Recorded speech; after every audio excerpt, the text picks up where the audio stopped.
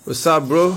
Sis, daripada sekalian, Hazwan Syabebe, hashtag bukan Zizan, the best palatau in the world. Okay guys, kalau korang nampak setup macam ni, maksudnya video kali ni tak diedit, aku minta maaf, tak menyempat. Tapi kalau korang rasa stress video asyik tak diedit kan, mungkin korang boleh support channel Hazwan Shah Wrestling ni by join as member. Sekarang ni kita ada 70 member. Aku target nak ada dalam 3,000 member. Sebab boleh hit 3,000 member tu, aku memang dah boleh ambil seorang editor lah. Aku dah boleh hire seorang editor dan editor tu boleh edit banyak video, dan dalam masa yang sama aku sendiri pun boleh guna masa yang sama ni aku guna untuk edit untuk shoot video yang lain. Jadi lagi banyaklah video yang boleh dikeluarkan. Macam mana nak join member? Sebelah butang subscribe ada butang join, korang tekan butang join, ada dua level membership yang korang boleh pilih, main eventer dengan mid carder. Korang pilih lah yang mana satu korang nak as korang punya level membership dekat channel Hazwan Shah Wrestling. Dan yang paling penting lah, kalau korang baru sampai dekat channel Hazwan Shah Wrestling ni, tak tekan lagi butang subscribe, make sure korang tekan dulu butang subscribe, tekan sekali butang loceng, syabala butang subscribe, dan tekanlah link Shopee yang aku dah letak dekat ruangan description kat bawah. Link Shopee yang link Shopee tu bawa korang ke page Shopee yang jual barang WWE ataupun AEW. Apa yang aku jumpa yang best aku rasa nak share ada dekat link Shopee tu, dan semua social media aku ada dekat ruangan description kat bawah. Lagi sekali sorry kalau video ni, bukan kalau memang dah confirm video ni aku tak nyempat nak edit. Okay, untuk video ni seperti yang korang tengok kat tajuk, aku nak cover pasal minggu pertama Triple H in charge dekat bahagian kreatif WWE. Kalau nak ikutkan, ini bukan minggu pertama lah. Lepas SummerSlam boleh kata macam minggu kedua, tapi minggu sebelum tu macam too early nak kata itu minggu pertama Triple H, sebab short notice kan. Dia macam tak menyempat nak buat apa-apa perubahan drastik sangat. Jadi bagi aku too early untuk nak judge yang minggu yang tu lah. Dan even sekarang pun, to be honest, aku rasa agak too early juga. Sebabnya member baru lagi ikut in charge kreatif dan dia tak boleh nak buat total reset. So bila dia tak boleh nak buat total reset, dan aku pun tak prefer dia buat total reset. Aku nak, tapi aku tak nampak ada kebaikan yang besar kalau dia buat. Bila buat total reset, takut benda tu backfire. Jadinya better dia go take it slow tapi steady. Biar tiap-tiap minggu kita nampak improvement. Jadinya disebabkan konten, aku cover jugalah minggu ni apa yang kita dah nampak beza bila Triple H in charge.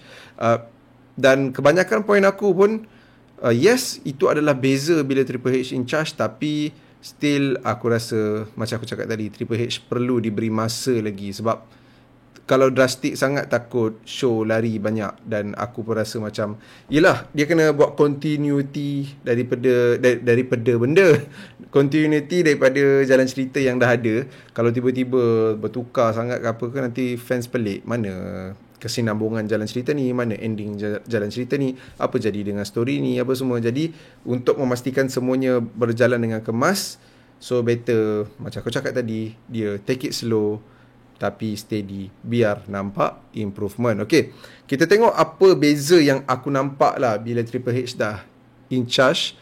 Tapi kita mula dengan SummerSlam. Okay, to be honest, dekat SummerSlam aku rasa still aku dapat vibe yang macam ini adalah pay-per-view Vince McMahon, kecuali pada dua momen sahaja, iaitu bila match Bianca Belair dan juga Becky Lynch dah habis, kita nampak Bayley buat return. Okay, kata kalau Vince McMahon in charge pun aku rasa macam biasa je Bayley return. Tapi bila Triple H dah in charge, kita dapat dua additional benda lagi lah, iaitu Io Shirai dinaikkan ke main roster. Kalau Vince McMahon in charge, dengan cerita Io Shirai tak nak pun sambung kontrak dia dekat WWE dan dia nak patah balik ke Japan. Jadi disebabkan adanya Triple H, dapatlah Io Shirai ni naik ke main roster, dan ada kemungkinan dia akan kekal dekat main roster dan perbaharui kontrak dia dengan WWE. Dan bila ada Triple H juga, kita dapat tengoklah Dakota Kai buat comeback. Dia sign balik kontrak dengan WWE. Kalau korang tak tahu, Dakota Kai ni dah dilepaskan time Vince McMahon in charge. Walaupun orang kata Nick Han yang banyak uruskan siapa yang kena buang ke apa ke, tapi itulah, sekarang ni Nick Han co-CEO kot sekali dengan Stephanie.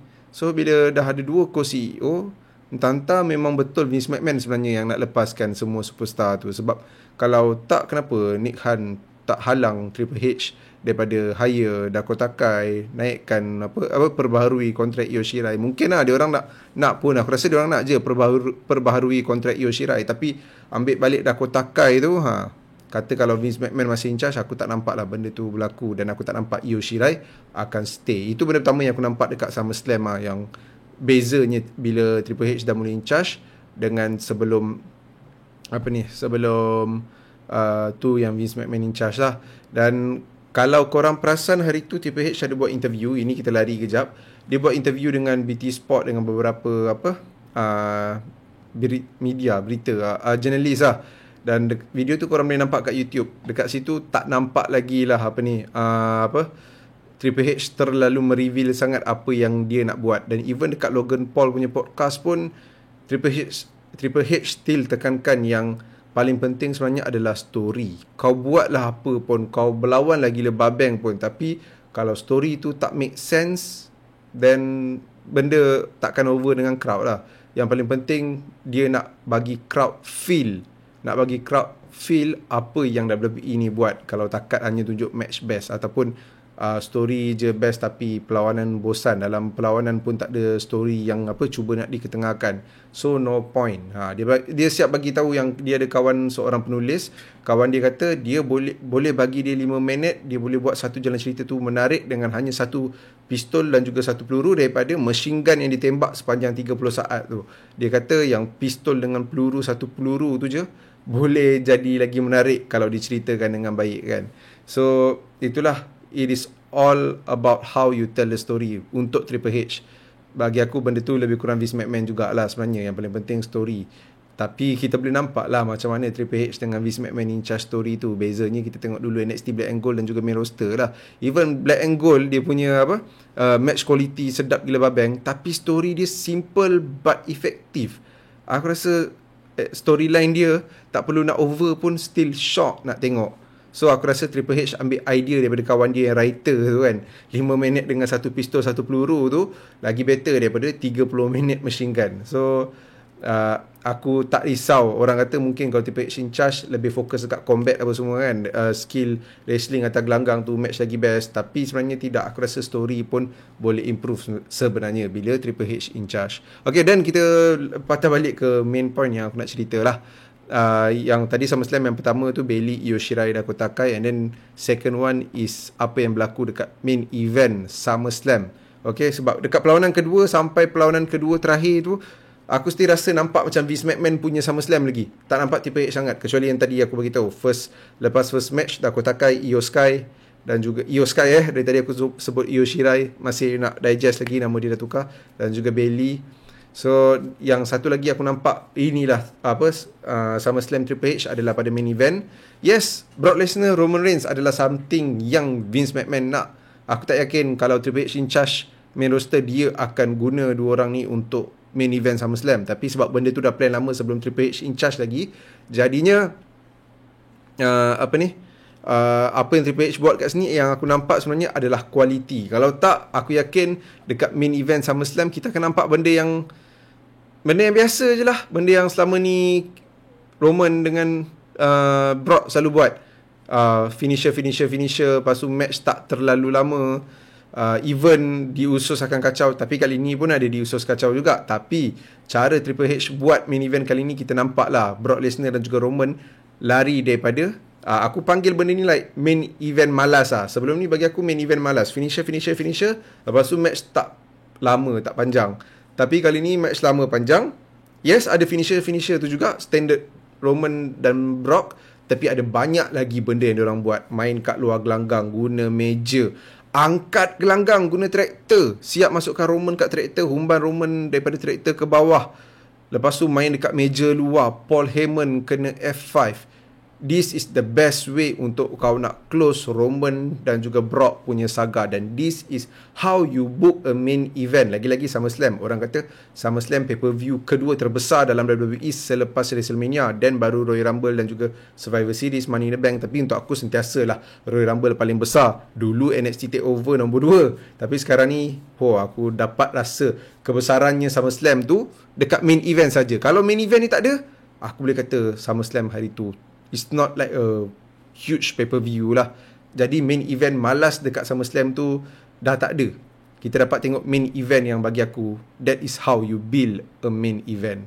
So itu beza Triple H dan juga Vince McMahon yang aku nampak lah. Aku yakin kalau Vince McMahon yang in charge dekat main event SummerSlam tu, seri perlawanan tu, apa yang diorang buat takkan yang macam kita nampak dekat SummerSlam lah. Mungkin main event akan kekal malas macam sebelum ni. Kalau ada lebih spark pun lebih-lebih sikit je, takkan lebih banyak macam hari tu. So itu dekat SummerSlam. And then dekat Raw, okay, untuk Raw ni sebenarnya aku tak expect tinggi tau, sebab aku tahu Raw tak senang nak isi. Susah sebab 3 jam. Jadinya diorang kena isi dalam 2 jam 20 minit lagi 40 minit iklan lah. Lebih kurang macam tu lah. Dan Triple H sendiri pernah cakap dekat Stone Cold punya podcast. Ini podcast lama gila lah. Podcast yang menyebabkan Triple H pergi follow aku punya Twitter. Aku puji podcast tu, podcast Stone Cold dengan Triple H. Masa tu belum Broken Skull Session lagi, memang Stone Cold punya podcast. Korang still boleh tengok benda tu dekat WWE Network. Dalam podcast tu, Triple H ada bagi tahu kalau dia yang in charge dari WWE, lagi-lagi Raw, dia akan buat Raw patah balik 2 jam. Dan sekarang dia in charge, tapi aku tak rasa dia akan patah balik pun ke 2 jam. Aku tak tahulah, kalau dia usahakan benda tu, yes, maybe akan jadi. Tapi bagi aku is how you put everything in that 2 hours lah. 3 hours. Dia sebenarnya memanglah 3 hours, sebenarnya 2 jam 20 minit. Kalau 2 hours, dia lebih kurang sejam 20 minit. Sebab selebihnya adalah iklan kan. Tapi kita tak payah kira actual time. Kita just kata 3 jam dengan 2 jam. Sekarang ni Raw 3 jam. Dia kalau nak usahakan jadi 2 jam balik, aku fine. Aku okay. Dan kalau dia nak kekalkan 3 jam, bagi aku, how you book the story within that 3 hours. Macam mana kau nak padatkan. Sebab klise WWE ni, bila dekat Raw, satu match tu tengah berlangsung, tiba-tiba ada orang datang kacau, match tu end no contest, last jadi tag team, 6-man tag team, supaya dia boleh panjangkan lagi, dia boleh apa macam, kalau bola kita panggil waste time, kalau kat wrestling ni mungkin kita boleh panggil apa, stalling. Dia memanjangkan lagi feud yang patutnya tak perlu panjang, tapi buat benda tu lagi ni supaya dia boleh isi lagi masa tu. So itu benda ataupun trik yang diorang biasa buat lah, klise yang aku biasa nampak. Dan benda tu buat aku rasa muak sebenarnya. Jadi dekat Raw hari tu aku rasa macam ada kot benda ni. Aku pun tak ingat dah, tapi tak penting. Kalau dia nak usahakan Raw tu jadi 2 jam, aku okay. Kalau kekal 3 jam is how you build the story untuk 3 jam tu lah. Dan aku rasa tak senang kau nak jadikan Raw 2 jam balik, sebabnya WWE dapat duit sangat banyak bila Raw 3 jam. Dan diorang still nak buat business. What they do is business. Even Triple H pun acknowledge apa yang dia buat pun, dia akan buat yang terbaik untuk business. Dan even cumanya idea dia nak buat terbaik untuk business tak sama dengan Vince McMahon lah. Ramai antara kita lebih suka idea Triple H, cara dia buat business tu. Pasal tu bagi aku NXT is best for business dulu. Tapi still kita suka cara Triple H buat idea tu, but then NXT still tak boleh dapat rating sehebat Raw dan juga SmackDown. So NXT is not best for business lah last time kan. Even though kita shock tengok, tapi bagi aku benda tu marketing lah, which is bukan salah Triple H and the team. Siapa yang in charge marketing dan juga apa branding WWE dan juga NXT tu yang mungkin tak buat good enough lah kot. Sebab people pun tak nak give a chance dekat roster yang diorang tak kenal dekat NXT tu. So tak terlalu menyalahkan NXT lah. Tapi back to the point untuk cerita pasal Raw minggu ni. Tengok aku dah banyak melalut kan. Raw tak susah nak isi. Aku dah cakap lah, Raw 2 jam ke 3 jam ke, ikutlah macam mana pun. Walaupun Triple H nak 2 jam, sekarang ni 3 jam. It is what it is. Apa yang aku nampak dekat Raw minggu ni, first kali nampak 2 effort nak naikkan Prestige Championship lah. Bukan 24/7 champion tapi US Championship. Dalam satu episod tu je dah boleh nampak dah yang diorang cuba nak memprestigekan US Champion. Buat promo sikit je, and then buat 2 triple threat match, pemenang-pemenang menang jumpa Bobby next week. Benda tu je kau dah buat US Champion nampak berprestige, nampak orang nak US Champion. Daripada sebelum ni US Champion okey lah, Intercontinental Champion tu masalah, tapi still satu episod tu je aku dah nampak US Champion lebih berprestige daripada sebelum ni, time bawah Vince McMahon, especially untuk within this 1 year lah. Satu lagi championship Tag Team Champion dipertaruhkan dalam main event, walaupun yes aku tahu Edge, the highlight kat sini Edge to close the show, itu the main purpose yang diorang nak buat, tapi still diorang boleh buat Tag Team Champion dekat main event. Siapa yang ada dalam Tag Team Champion tu? Di Usos, di Mysterios. Kalau Vince McMahon, belum tentu match ni naik ke main event. Dan dulu dekat NXT punya weekly show, tag team champion close the show jadi main event, normal. Mid card title close the show jadi main event, normal. Even AEW pun buat TNT champion, tag team champion jadi main event, benda tu normal. Dan benda tu diorang boleh buat. Tapi dekat Vince McMahon susah nak dia gamble yang mid card ataupun tag team champion ni jadi main event untuk close the show. Kalau woman ada, tak banyak, tapi at least ada. So dua title dah nampak penting kat sini. US dan juga tag team champion dah nampak relevan, sangat relevan. Okay, even time Vince McMahon pun tag team champion nampak je relevan, tapi Triple H elevate lebih lagi by letak match ni dekat mid card. Dan dalam masa yang sama, bila H dah muncul, Judgment Day involve dalam main event punya scene. Sebelum ni kita dah nampak macam Judgment Day ni dah tak ada harapan, dah rosak dah. Sekejap je Triple H boleh buat Judgment Day ni nampak relevan balik lah by letak dia kacau main event dekat Raw hari tu. Lepas tu match yang kita nampak dekat Raw hari tu, lagi-lagi dua triple threat match tu nampaklah juga fresh. Kita nampak benda-benda yang fresh juga dekat Raw. Taklah banyak sangat benda fresh, sebab bagi aku dia perlukan masa lagi. Dengan ramai superstar yang dah kena buang, tak banyak superstar yang dia ada dan dia boleh guna untuk nak bagi semua benda nampak fresh kan. Jadi apa yang ada dia pakai dulu dan dimula sikit tu yang paling penting lah. Okay, at least adalah fresh match tu sikit daripada tak ada langsung. Dan yang highlight dekat Raw minggu ni adalah Tommaso Ciampa lah. Kita nampak Ciampa macam mana sebelum Raw dekat SummerSlam punya review hari tu, aku ada kata combination Ciampa dan juga Miz memang tak kena langsung. Tapi Triple H pandai main continuity story yang dah ada daripada Vince McMahon letak Ciampa dengan The Miz ni. Dia tak adalah tiba-tiba break up kan ke apa kan, sebab mungkin nanti nampak obvious sangat sebab Triple H dah in charge, tak kena Ciampa dengan Miz, dia orang pisahkan. Memang tak kena pun, tapi dia play along dulu dengan story tu dan dia buat benda tu nampak menarik. The Miz tolong Ciampa menang match tu, and then Ciampa yang akan jadi pencabar Bobby Lashley next week. Tommaso Ciampa, orang yang kita ingat bila dah duduk dengan The Miz, confirm dah tak ada harapan dah takkan kena push. So sekarang ni dia menang ke kalah dengan Bobby Lashley dah tak kisah, sebab Ciampa dah pun dapat momen dia dekat main roster. Dan aku rasa anytime je mungkin kita akan nampak Ciampa akan feud dengan The Miz, sebab kita tak boleh deny lah, Vince McMahon ada dia punya anak emas dia dan Triple H pun ada anak emas dia, dan benda ni tak boleh lari kot. Triple H akan ada anak emas dia, orang akan komplain pada masa akan datang macam mana orang komplain Vince McMahon ada anak emas dia. Mungkin anak emas Triple H tu lebih kena dengan kita lah kot, jiwa muda compare dengan jiwa tua Vince McMahon tu. So Ciampa dapat dia punya moment, dia punya push. Jadi siapa yang suka Ciampa, suka NXT, mungkin akan suka benda ni lah. Tapi siapa yang lagi prefer AJ Styles ke apa ke, yang memang tak layan NXT, layan main roster je, mungkin dia orang tak suka sangat benda ni. So yang ni ikut tekak masing-masing. Dan aku suka benda ni sebab kebanyakan benda yang berlaku fresh. Ciampa yang akan cabar Bobby Lashley, Ciampa yang kena push, benda fresh kot. Kalau AJ Styles yang kena push, AJ Styles yang akan cabar untuk US Champion, benda tu kita dah nampak dah. Kita dah nampak AJ Styles jadi US Champion dah pun. So, dan even aku ingat AJ yang akan menang. Seriously, aku tak expect pun Ciampa menang. Seriously, aku rasa AJ akan lawan dengan Bobby. Tapi bila Ciampa menang, Ciampa lawan dengan Bobby, aku rasa benda tu macam surprise dan juga different dan juga fresh. Nah, so tu beza dia untuk aku lah. Untuk SmackDown, sama macam Raw, aku tak expect dia boleh buat apa-apa yang gila babeng pun. Macam Raw, ada masalah dari segi masa, 2 jam, 3 jam. Tapi SmackDown ni, bagi aku roster death lah, sebab banyak superstar yang dah kena buang. SmackDown punya roster bagi aku agak nipis compare dengan Raw, ada ramai sikit superstar. So pasal tu kita nampak ada local talent. Aku tak suka betul. Aku ingat tu time Vince McMahon je kita akan nampak benda tu, tapi dekat SmackDown kita nampak juga, walaupun Triple H yang in charge kreatif. Tapi aku faham sebab lack of roster depth, yang banyak superstar dah kena buang sebelum ni kan. So tak apalah. Yang tu hopefully tak nampak benda tu terlalu kerap local talent. Jarang-jarang tak apa. Okay.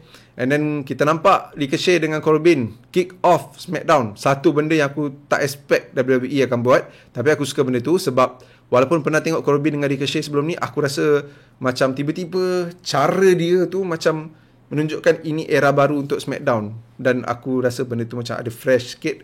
And then Intercontinental Champion akhirnya Gunther. Tolonglah tukar nama dia Walter balik, Triple H, please lah. Tapi aku tak tahulah benda tu akan berlaku. Aku rasa takut. Sorry, aku rasa takut. So Gunther akhirnya ada pencabar untuk dia punya Intercontinental Champion. Dan siapa superstar tu? Superstar yang baru-baru ni tweet yang dia akan dihidupkan semula, iaitu Shinsuke Nakamura. Dan bila dia tweet benda tu, ramai ingat, oh, Triple H nak push Nakamura ni. Dan dekat SmackDown minggu ni kita nampak dah pun dia kalahkan Ludwig Kaiser untuk menang match, untuk dapat jadi number one contender for WWE Intercontinental Champion lawan dengan Gunther. So Nakamura kena push.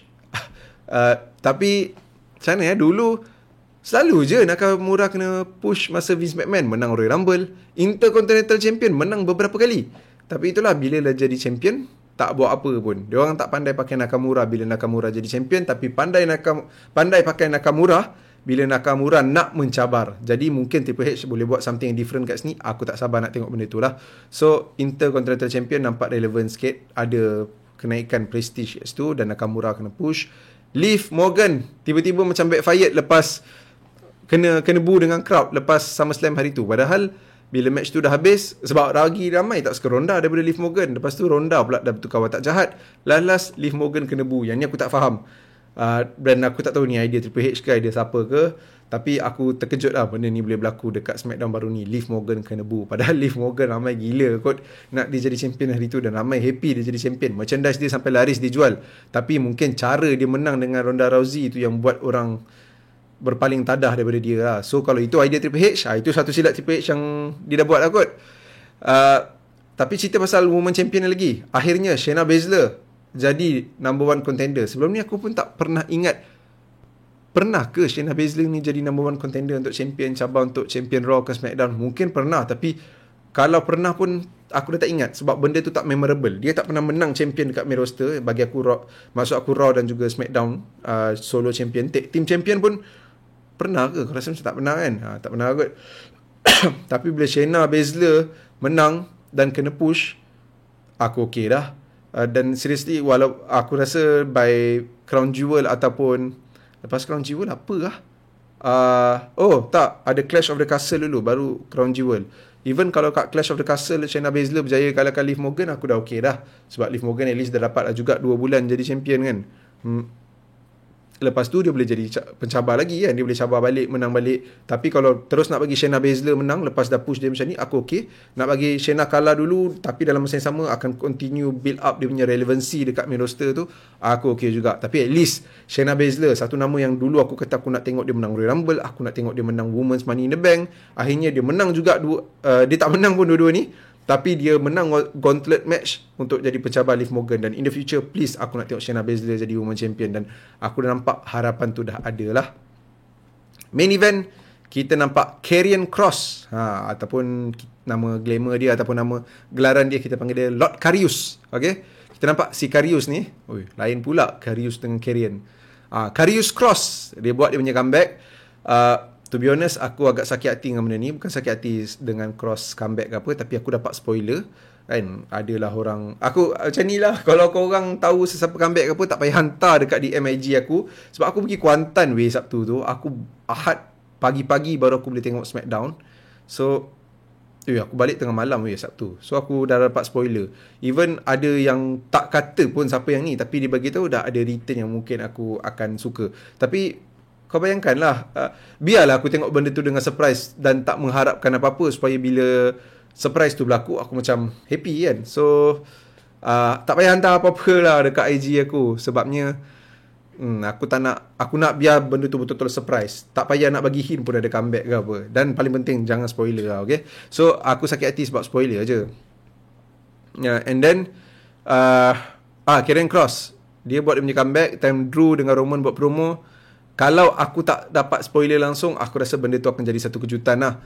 Cumanya aku agak sedih dengan respon yang crowd dekat SmackDown bagi. Seolah-olah macam diorang tak kenal pun siapa Karrion Kross. Dan bagi aku benda tu bukan salah Triple H. Nak kata salah Triple H is cepatnya dia terus push Karrion Kross dekat main roster. Okay, benda tu akan buat Karrion Kross lepas ni nampak relevan.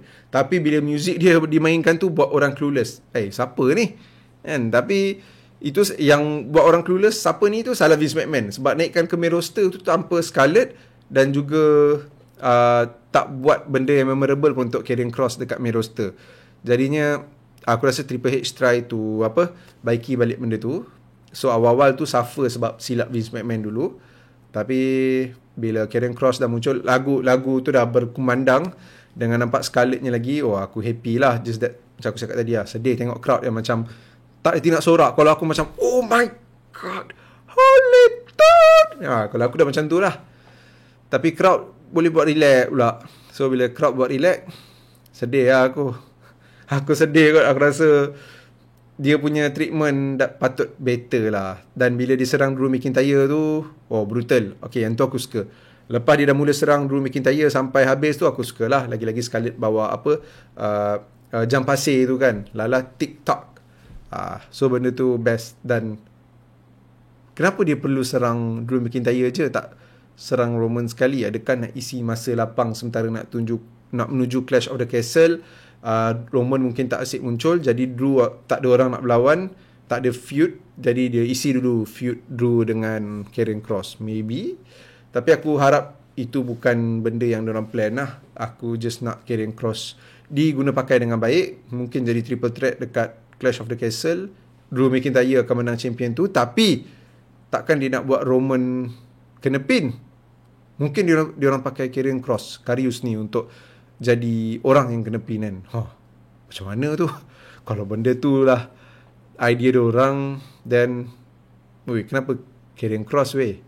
Tak lah, tapi aku suka lah tengok Karrion Kross buat comeback. So bila dah tengok SummerSlam, Raw dan juga SmackDown, yang kita nampak lepas ni akan ada penekanan lebih dekat woman punya division.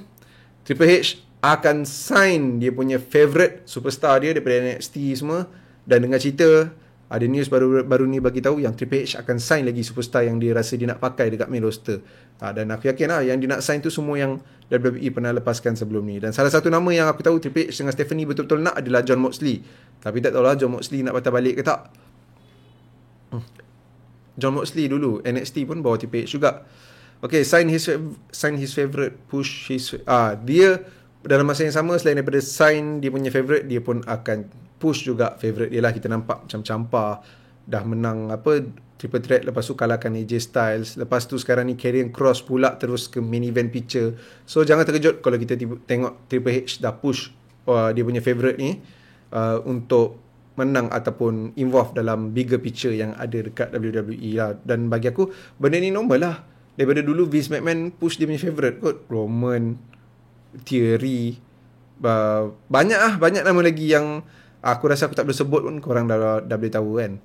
Lepas tu benda yang aku masih lagi nanti-nantikan adalah kualiti perlawanan setanding NXT Black and Gold lah. Kalau tak jadi tak setanding NXT Black and Gold pun dapat setanding NXT 2.0 pun bagi aku dah okey dah. Sebab still bagi aku daripada segi action, aku lagi suka NXT 2.0 daripada main roster. Raw dia nampak improvement sikit. Tapi itulah, at least kualiti perlawanan tu shock macam tengok NXT Black and Gold dulu. Tak apa, take it slow. But please, aku nak benda tu ada. Dan aku rasa benda tu akan berlaku sebab Triple H kot yang in charge. Sorry, aku bawa baik sikit tekak. And then daripada segi story, mungkin lepas ni akan lebih simple. Aku tangkap apa tadi? Aku nampak ada habuk kecil. Aku tangkap ni kan. Dah lah video tak edit, so tak boleh potong lah bahagian ni. Story mungkin akan lebih disimplifiedkan, tapi akan build up dengan lebih cantik. Dan tak lah, aku tak tahu macam mana nak cakap story yang Triple H akan buat ni. Tapi aku yakin akan lebih better dan tak terlalu mengarut lah. Dan last kali, kita memang akan nampak banyak lagi perubahan yang akan berlaku dekat main roster bila Triple H dah mula in charge main roster dekat WWE. So, itu je lah kot. Women division akan improve. Triple H akan sign dia punya favourite. Dia akan push dia punya favourite. And then quality perlawanan, aku harap dan aku rasa akan ada improvement. Story akan jadi lebih baik. Dan akan ada perubahan lagi yang kita akan nampak dekat main roster. So guys, itu sajalah untuk video kali ni. Video tak edit, tengok dah nak 30 minit. Thank you lah kalau korang layan 30 minit ni bersama-sama dengan aku. Sorry kalau meleret ke apa ke. Itulah kelemahan video tak edit. Jadi tunggu apa lagi? Join channel Hazwan Shah Wrestling ni as member supaya aku boleh hire editor bila reach 3,000 members. Sekarang baru ada 70 members. Itu je lah. Salam takziah untuk korang yang dengar aku punya palatau ni. I'll see you guys again in the next video. Terima kasih. Datang lagi. Mother Father. Oh, jemput layan semua video yang korang nampak dekat skrin korang sekarang ni.